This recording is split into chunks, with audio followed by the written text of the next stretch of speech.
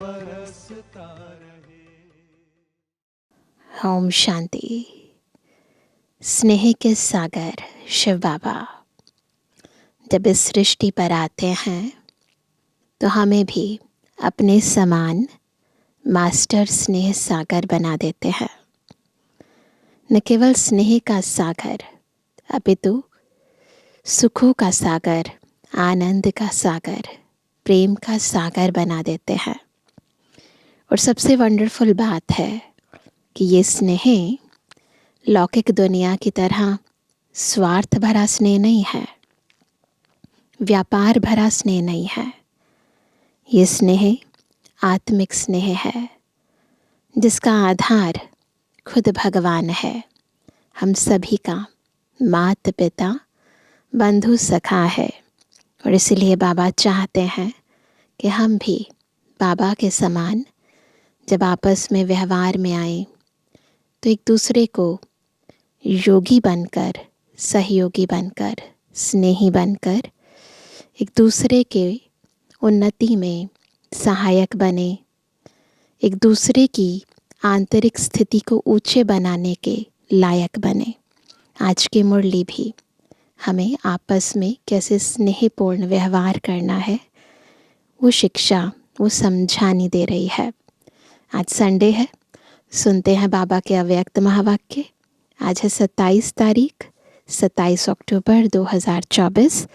यह अव्यक्त बाप दादा के रिवाइज कोर्स के 8 अक्टूबर सन 2002 के महावाक्य हैं। ये मुरली विशेष मधुबन निवासी भाई बहनों से मुलाकात करते हुए बाबा ने उच्चारित की है। टॉपिक है आत्मिक प्यार की मूर्ति बन, शिक्षा और सहयोग साथ साथ दो। आज प्यार के सागर बाप दादा अपने मास्टर ज्ञान सागर बच्चों से मिलन मना रहे हैं। इमर्ज करेंगे डायमंड हॉल का वो सीन और खुद प्यार का सागर हम पर प्यार, ज्ञान, गुण, बहुत सारे अमूल्य रतन जो ज्ञान के भर भर कर बाबा देते हैं वो हमें लुटा रहे हैं और हम आत्माएं उन रत्नों को अपने भीतर समा रही हैं। ये परमात्म प्यार बच्चों की पालना का आधार है। जैसे परमात्म प्यार ब्राह्मण जीवन का आधार है, ऐसे ही ब्राह्मण संगठन का आधार आत्मिक प्यार है। जो आत्मिक प्यार आप बच्चे ही अनुभव कर सकते हो, क्योंकि बाकी दुनिया की आत्माएं अपने को आत्मा नहीं समझती, बॉडी कॉन्शियसनेस में है, तो देह में रहकर आत्मिक प्यार की अनुभूति नहीं हो पाती। आज के विश्व की आत्माएं इस सच्चे, निस्वार्थ, आत्मिक परमात्म प्यार की प्यासी हैं। ऐसा सच्चा प्यार सिवाय आप ब्राह्मण आत्माओं के किसी को प्राप्त नहीं हो सकता। प्यासी आत्माओं की प्यास पूर्ण करने वाले अपने को हर समय परमात्म प्यार व आत्मिक प्यार में समाये हुए अनुभव करते हो। पूछो खुद से, क्या हर समय अनुभव करते हैं? प्यार के दाता व देवता सदा रहे हो। चलते चलते आत्मिक प्यार की वृत्ति, दृष्टि, बोल, संबंध, संपर्क अर्थात कर्म अनुभव करते हो। कैसी भी आत्मा हो, लेकिन आप ब्राह्मणों की नेचुरल वृत्ति, ब्राह्मण नेचर बन गई है, बनानी पड़ती है या बन गई है? Follow father, follow mother. Check करेंगे कि अंदर की वृत्ति, अंदर की स्मृति कैसी है। अपने ब्राह्मण जन्म के आदि समय को याद करो। सब पहुँचेंगे ब्राह्मण जन्म के आदि समय में। भिन्न भिन्न नेचर वाले बाप के बने। शुरू में अलग अलग स्टेट से आए, है ना, अलग अलग नेचर, सबके अलग अलग संस्कार, बैकग्राउंड, खाना पीना, व्यवहार सब अलग अलग था। प्यार के सागर बाप ने एक ही प्यार के सागर के स्वरूप की अनादि नेचर से अपना बना लिया ना। अगर आप सबकी भिन्न भिन्न नेचर देखते तो अपना बना सकते। क्योंकि क्या होता है कि जब संस्कार नहीं मिलते हैं तो डेफिनेटली कई बातें उठकर आ जाती हैं। लेकिन अगर बाबा ये वैरायटी देखते तो अपना नहीं बना सकते थे, क्योंकि बाबा से तो हम आत्माएं बिल्कुल ही भिन्न है ना। तो अपने से पूछो, मेरी नेचुरल नेचर क्या है? किसी की भी कमज़ोर नेचर वास्तव में ब्राह्मण जीवन की नेचुरल नेचर मास्टर प्रेम का सागर है। कमज़ोर नेचर नहीं है। हर एक ब्राह्मण का जो वास्तविक स्वरूप है वो प्रेम स्वरूप है। ये हमारा नेचुरल नेचर है। जब दुनिया वाले भी कहते हैं कि प्यार पत्थर को भी पानी करता है, तो आत्मिक प्यार, परमात्म प्यार लेके देने वाले भिन्न भिन्न नेचर को परिवर्तन नहीं कर सकते। पूछो अपने आप से, क्या परिवर्तन नहीं कर सकते? कर सकते हैं या नहीं? पीछे वाले बोलो, जो समझते हैं कर सकते हैं वो एक हाथ उठाओ। कर सकते हैं, क्योंकि दुनिया में भी कहते हैं ना, लव इज़ गॉड। और लव बहुत बड़ी पावर है, एक शक्ति है जो कुछ भी बदल सकती है। प्यार में इंसान अपनी नेचर तो क्या सब कुछ बदल देते हैं। तो इसीलिए इस शक्ति का प्रयोग करना है। तो बाबा कहते हैं, जो समझते हैं कर सकते हैं वो एक हाथ उठाओ, बड़ा हाथ उठाओ। उठा रहे हैं सभी? छोटा नहीं, कहीं छोटा भी उठा रहे हैं ना। तो सभी ने हाथ उठाया। अच्छा, मुबारक हो। फिर सरकमस्टांस आते हैं। सरकमस्टांस तो आने ही है, वो तो आएंगे ना। ये तो ब्राह्मण जीवन के रास्ते के साइड सीन्स हैं। और साइड सीन कभी एक जैसे नहीं होते। कोई सुंदर भी होती है, कोई गंदगी की भी होती है, वैरायटी है ना। लेकिन पार करना राही का काम है, न कि साइड सीन बदलने की बात है। तो कुछ भी बदलेगा नहीं, हमें ही खुद को मोल्ड करके कुछ ना कुछ फ्लेक्सिबिलिटी दिखाकर अंदर की शक्तियों से इन्हें पार करना है। कहीं सहना है, कहीं समाना है, कहीं सामना करना है, तो कहीं धैर्य भी धरना है। तो बाबा कहते हैं, तो बाप दादा क्या चाहते हैं? सब जानने में तो होशियार हो गए हो ना। आज मधुबन निवासियों को विशेष चांस मिला है। कौन बैठे हैं? सारे सब मधुबन निवासी हैं। गोल्डन चांस है ना। अच्छा, इस गोल्डन चांस का रिटर्न क्या? बड़े उमंग उत्साह से चांस लिया है। वैसे नीचे बैठने वाले भी मधुबन निवासी हैं ना। तो बाबा को बताया गया, मधुबन निवासी भाई बहनों के अलावा अन्य सभी पांडव भवन में मुरली सुन रहे हैं। लेकिन आज सिर्फ ग्रुप को मिलने का चांस है। इतना इकट्ठा तो दूर दूर हो जाते हैं, लेकिन इसलिए थोड़े थोड़े भाग बनाए हैं, है ना। अगर इकट्ठा आए तो दूर दूर हो जाते हैं ना, तो छोटे छोटे ग्रुप्स बनाकर बाबा से मिलने आए। बाकी हैं सभी मधुबन निवासी। जब सेंटर पर रहने वालों की भी परमानेंट एड्रेस मधुबन ही है ना, तो बाबा के तो सब बच्चे हैं और सभी मूल सभी का घर मधुबन ही है। बाकी सेवा के लिए सभी अपने अपने स्थानों पर हैं। तो इसलिए बाबा कह रहे हैं, वैसे तो सारे ही मधुबन निवासी हैं, तो ब्राह्मण अर्थात परमानेंट एड्रेस मधुबन, घर मधुबन है, बाकी सेवा स्थान है। तो नीचे वाले ऐसे नहीं समझें कि आज हमको मधुबन निवासियों से निकाल दिया है, ऐसा नहीं है। सभी हैं, परंतु जो रहते हैं उनसे खास मुलाकात कर रहे हैं। नहीं, आप सब मधुबन निवासी हैं। सिर्फ आपको सामने बाप दादा देखने चाहते हैं तो छोटे ग्रुप में देख सकते हैं।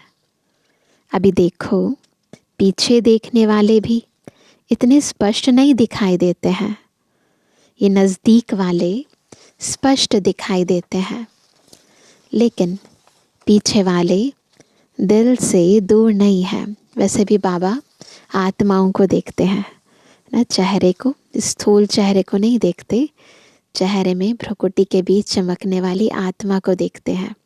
और जिस आत्मा को बाबा से शक्ति लेनी है, ज्ञान अर्जन करना है, कहीं भी बैठी है वो ले लेती है। नीचे वाले भी दिल से दूर नहीं है।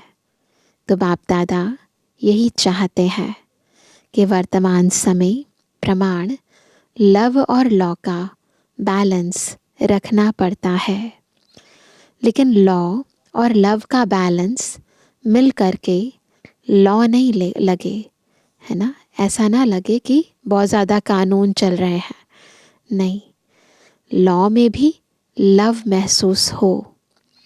जैसे साकार स्वरूप में बाप को देखा, लॉ के साथ लव इतना दिया जो हर एक के मुख से यही निकलता कि बाबा का मेरे से प्यार है, मेरा बाबा है। लॉ ज़रूर उठाओ, है ना, लॉ तो उठाना पड़ता है ना, कुछ गलत करते हैं तो थोड़ा सा लॉ दिखाना पड़ता है, लेकिन लॉ के साथ लव भी दो।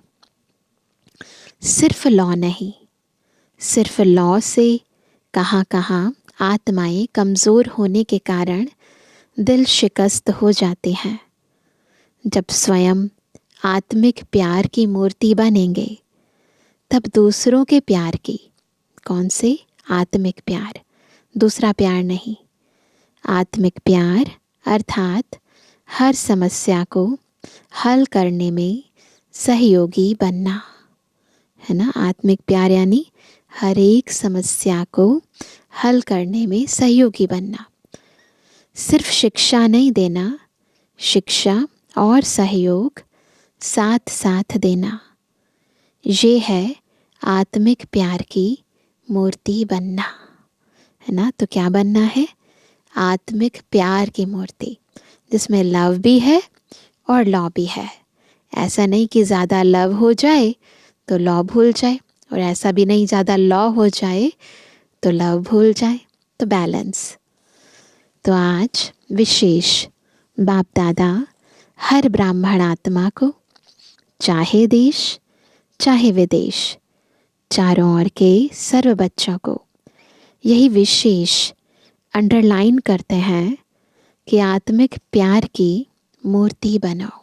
सब अंडरलाइन करेंगे, कौन सा प्यार, आत्मिक प्यार। देहिक प्यार भी नहीं होना चाहिए ना, कई बार देहिक प्यार करते हैं ना, किसी के साथ रिलेशन बना लेते हैं, किसी को फ्रेंड बना लेते हैं, किसी को भाई, पक्का भाई ना, तो वो भी नहीं करना है। आत्मिक प्यार होना चाहिए जिसका आधार बाबा है। और आत्माओं के आत्मिक प्यार की प्यास बुझाने वाले दाता देवता बनो, ठीक है ना। अच्छा, फिर बाप दादा ने मधुबन वालों से चिट चैट की तथा सभी को नज़र से निहाल करते दृष्टि दी। एक एक करके ग्रुप बाबा के पास आए और बाबा ने सबको दृष्टि दी। हॉस्पिटल, आबो निवासी तथा पार्टियों से अव्यक्त बाप दादा की मुलाकात। सभी अपने को खुश नसीब समझते हो, सब समझते हैं। सारे विश्व में सबसे बड़े ते बड़ा नसीब किसका है ना। केवल राजस्थान की बात नहीं है, केवल इंडिया की बात नहीं है, सारे वर्ल्ड में सबसे ज़्यादा कौन खुश नसीब है। हर एक क्या समझते हैं कि सबसे बड़े ते बड़ा नसीब मेरा है। हर एक ऐसा समझते हैं। जब खुश नसीब हैं तो खुश रहते हैं, सदा खुश रहते हैं। कभी कभी तो नहीं ना, जब बाप दादा ने भाग्य का सितारा चमका दिया तो चमकते हुए सितारे को देख खुश रहते हो, है ना। अपने भाग्य को एक बार निहारो, देखो, ध्यान से देखो भगवान ने आपको कौन कौन सा भाग्य दिया है।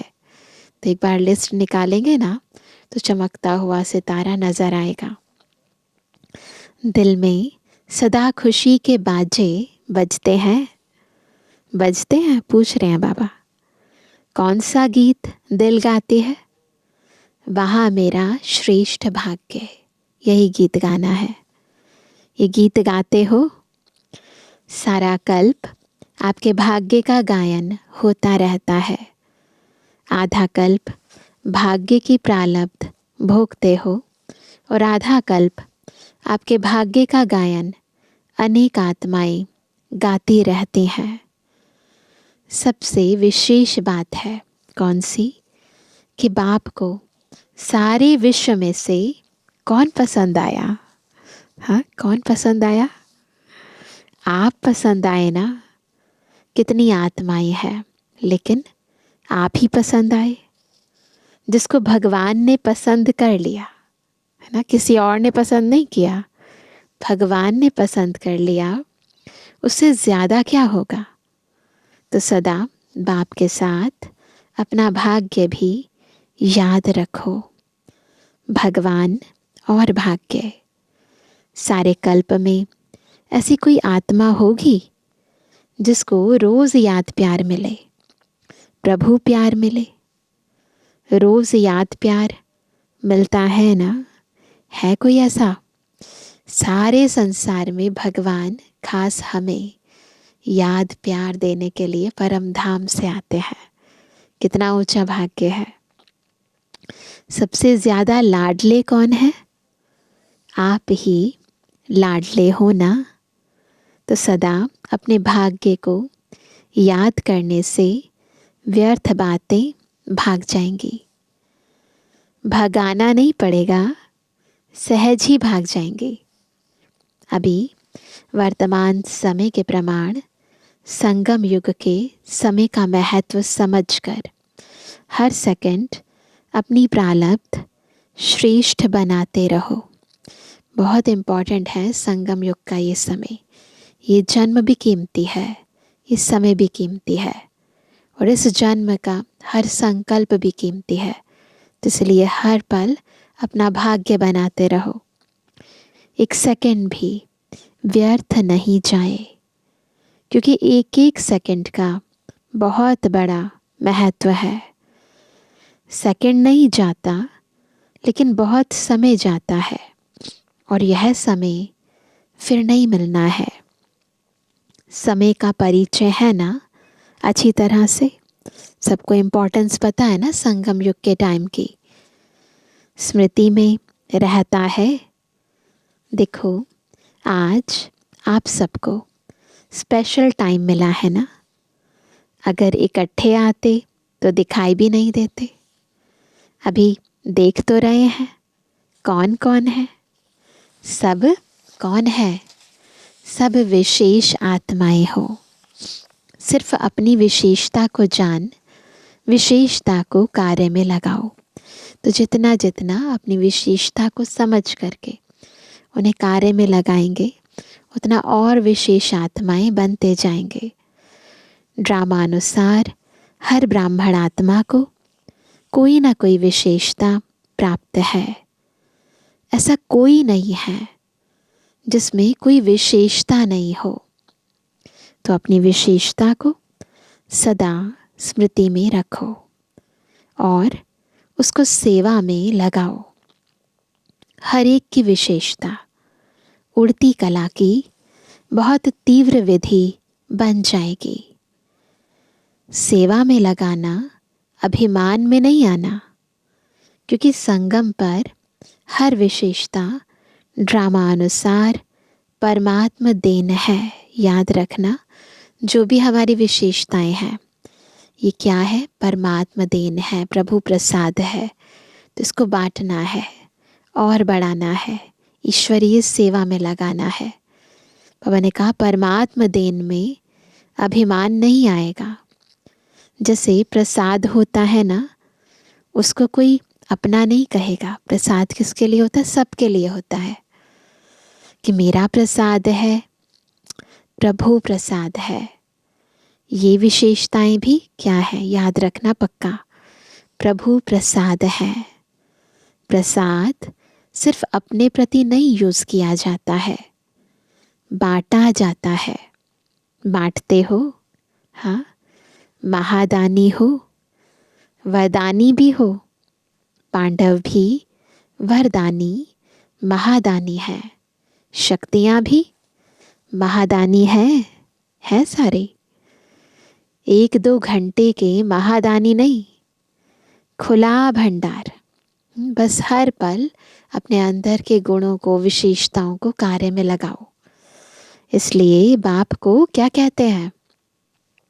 भोला भंडारी कहते हैं। खुला भंडार है ना, आत्माओं को अंजलि देते जाओ। कितनी बड़ी लाइन है भिखारियों की, और आपके पास कितना भरपूर भंडार है, अखुट भंडार है। खुटने वाला है क्या? हाँ, बांटने में इकोनॉमी तो नहीं करते, है ना, कंजूसी करते हैं, बस देते जाओ। इसमें फ्राक दिली से बांटो, व्यर्थ गवाने में इकोनॉमी करो, लेकिन बांटने में खुली दिल से बांटो। तो वेस्ट नहीं करना है, उसमें भले इकोनॉमी करो, परंतु बांटो, है ना। सभी खुश हैं? पूछ रहे हैं बाबा। कभी कभी थोड़ा थोड़ा होता है, कभी मूड ऑफ, कभी मूड बहुत खुश, ऐसे तो नहीं ना। फॉलो फादर, बाप दादा मूड ऑफ करता है क्या? क्या करना है? Follow father. कभी देखा है बाप दादा का मूड ऑफ हो गया हो? बाप दादा के पास स्पेशल ब्राह्मण बच्चों के लिए टीवी है, उसमें सबकी भिन्न भिन्न मूड आती है। कितना मज़ा आता होगा देखने में, क्योंकि मूड क्या होती है, बदलती रहती है ना, चीज़ें बदलती हैं, तो बाबा भी इंजॉय करते हैं देख देख कर। सदा महादानी बनने वाले की मूड बदलती नहीं है। दाता है ना, देते जाओ। देवता बनने वाले माना देने वाले, लेवता नहीं, देवता। कितने बार देवता बने हो? अनेक बार बने हो ना, तो देवता अर्थात देने के संस्कार वाले। देवता शब्द से पता चलता है कि देने वाले हैं, लेने वाले नहीं है। कोई कुछ भी दे, लेकिन आप सुख की अंजलि, शांति की अंजलि, प्रेम की अंजलि दो। लोगों के पास है ही दुख, अशांति, तो क्या देंगे? वो ही देंगे ना। तो जो जिसके पास होता है वही देता है, जो अंदर है वही तो परिस्थितियों में बाहर झलकता है। और आपके पास क्या है? उनके पास तो दुख है, आपके पास क्या है? सुख, शांति। सब ठीक है ना? अच्छा, मिलन मनाया ऐसे तो नहीं समझते, हम तो पीछे आए, स्पेशल आए हो, है ना। नज़दीक तो मधुबन के रह रहे हो, मधुबन का घेराव तो अच्छा किया है। हॉस्पिटल वाले भी सेवा अच्छी कर रहे हैं, शांतिवन के भी बहुत है। पार्टी वाले सिक्की लदे हैं, थोड़े हैं लेकिन सिक्की लदे हैं। फॉरेनर्स के बिना भी शोभा नहीं है, इसलिए हर ग्रुप में अपनी शोभा बढ़ाने अच्छा आ जाते हैं। अच्छा, फिर बाबा ने सेवाधारियों से अव्यक्त मुलाकात की। सेवाधारियों से अव्यक्त बाप दादा की मुलाकात। सभी सेवा के निमित्त अपना भाग्य बनाने वाले हो। क्योंकि इस यज्ञ सेवा का पुण्य बहुत बड़ा है। तन से सेवा तो करते हो, लेकिन मन से भी सेवा करते रहो तो डबल पुण्य हो जाता है। मनसा सेवा और तन की सेवा। जो भी आते हैं सेवाधारियों की सेवा से वायुमंडल में देख करके अपना लाभ लेकर जाते हैं। तो जितने भी आते हैं सेवा के समय उतनी आत्माओं का पुण्य या दुआएं जमा हो जाती हैं। ऐसे सेवा करते हो तन से भी और मन से भी। डबल सेवाधारी हो या सिंगल, कौन हो? हाँ, डबल डबल करते हो। सेवा का प्रत्यक्ष फल भी मिलता रहता है। तो डबल सेवा कर्मणा भी करनी है और मनसा भी करनी है, वाचा भी करनी है तो मनसा भी करनी है। तो सेवा का प्रत्यक्ष फल भी मिलता रहता है। जितना समय रहते हो एक्स्ट्रा खुशी मिलती है। सेवा करने से सबसे पहला प्रत्यक्ष फल क्या मिलता है? खुशी मिलती है। फिर बाद के लिए पुण्य तो जमा होता ही है। तो बाबा कहते हैं तो प्रत्यक्ष फल भी खाते हो, दुआएं भी जमा होती है, भविष्य भी बना और वर्तमान भी बना। बाप दादा को भी खुशी होती है कि बच्चे अपनी प्रारब्ध बहुत सहज और श्रेष्ठ बना रहे हैं। बस सेवा सेवा और सेवा, और किसी बातों में नहीं जाना। बाकी सब बातें व्यर्थ हैं। सेवा अर्थात जमा करना। जितना भी समय मिलता है तो डबल कमाई करो, प्रत्यक्ष फल भी भविष्य भी। तो प्रत्यक्ष फल खुशी भी मिलनी चाहिए और भविष्य तो जमा होगा ही। सेवा का चांस भी आप आत्माओं को प्राप्त है। सेवाधारियों से बाप दादा का विशेष प्यार होता है ना? क्योंकि बाप दादा भी विश्व का सेवक है। तो समान हो गए ना। तो बाबा देखो कैसे सेवाधारियों का उमंग उत्साह बढ़ाते हैं। मन को बिजी रखते हो या खाली रखते हो? मधुबन अर्थात याद और सेवा पक्का कर लो। मधुबन का मतलब क्या है? दोनों काम, सेवा भी करनी है और बाबा की याद में भी रहना है। चलते फिरते मन याद में या सेवा में बिजी रहे। सभी खुश रहते हो, कभी कभी वाले तो नहीं हो, सदा खुश रहने वाले। आपकी खुशी को देख दूसरे भी खुश हो जाते हैं। सेवाधारियों को भी टर्न मिला, खुश होना, टर्न मिलाना विशेष।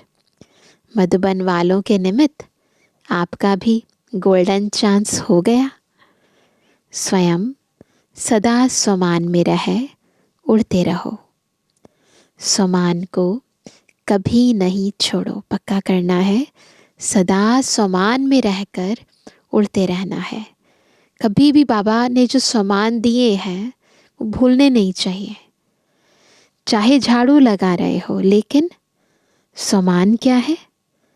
विश्व की सर्व आत्माओं में श्रेष्ठ आत्मा हूँ। स्वमान सदा ऊंचा हो। तो अपना रूहानी स्वमान कोई भी काम करते भूलना नहीं। नशा रहता है ना? कौन सा नशा है? रूहानी नशा। हम किसके बन गए? भाग्य याद रहता है ना? भूलते तो नहीं हो? जितना भी समय सेवा के लिए मिलता है उतना समय एक एक सेकंड सफल करो, व्यर्थ नहीं जाए, साधारण भी नहीं। रूहानी नशे में, रूहानी प्राप्तियों में समय जाए। किस में टाइम लगाना है? एक रूहानी नशे में और दूसरा रूहानी प्राप्तियों में। ऐसा लक्ष्य रखते हो ना। अच्छा, मीठे मीठे सिकिलते बच्चों प्रति माता पिता बाप दादा का याद प्यार और गुड मॉर्निंग। रूहानी बाप की रूहानी बच्चों को नमस्ते। हम रूहानी बच्चों की रूहानी बाप दादा को गुड मॉर्निंग, नमस्ते नमस्ते नमस्ते। आज का वरदान है, स्नेह की उड़ान द्वारा सदा समीपता का अनुभव करने वाले स्नेही मूर्त भव। स्नेही मूर्त कब बनेंगे? यानी स्नेह की प्रत्यक्ष मूर्त, जब स्नेह की उड़ान से समीपता का अनुभव करेंगे, है ना। बाबा से मिलने का आधार क्या है? स्नेह। और बस फिर बाप के समीप का अनुभव करेंगे और देखो स्नेह की प्रत्यक्ष मूर्त बन जाएंगे। सभी बच्चों में बाप दादा का स्नेह समाया हुआ है। स्नेह की शक्ति से सभी आगे उड़ते जा रहे हैं। स्नेह की उड़ान तन व मन से, दिल से बाप के समीप ले आती है। भल ज्ञान योग धारणा में सब यथाशक्ति नंबरवार हैं, लेकिन स्नेह में हर एक नंबर 1 है। यह स्नेह ही ब्राह्मण जीवन प्रदान करने का मूल आधार है।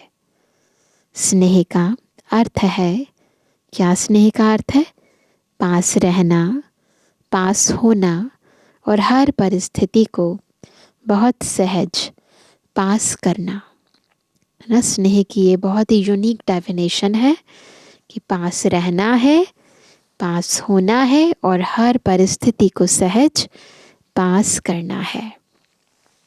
आज का स्लोगन, अपनी नज़रों में बाप को समा लो। कहाँ समाना है? नज़रों में। तो माया की नज़र से बच जाएंगे। तो जब नैनों में बाबा समाया होगा तो माया की नज़र ही नहीं पड़ेगी। अभी सुनते हैं आज का व्यक्त इशारा। ब्राह्मण अर्थात सबके दिल पसंद स्वभाव संस्कार वाले। मेजॉरिटी 95% के दिल पसंद ज़रूर हो। दिल पसंद अर्थात सर्व से लाइट, हर बोल, कर्म और वृत्ति से हल्कापन महसूस हो। आपके कर्म वृत्ति उसको परिवर्तन करें। इसके लिए सहन शक्ति धारण करो। भल कोई किसी भी संस्कार के वश परवश आत्मा हो, उस आत्मा को भी सहयोग दो। कोई काम हद का संस्कार प्रभावित ना करे। ये ध्यान रखना है, किसी और के संस्कार आपकी मनोस्थिति को प्रभावित ना करें। तो इसलिए थोड़ा सा सहना, थोड़ा सा सुनना और फिर देखो परिवार में सहयोग, स्नेह और संस्कार मिलन स्वतः हो जाएगा। अच्छा, ओम शांति।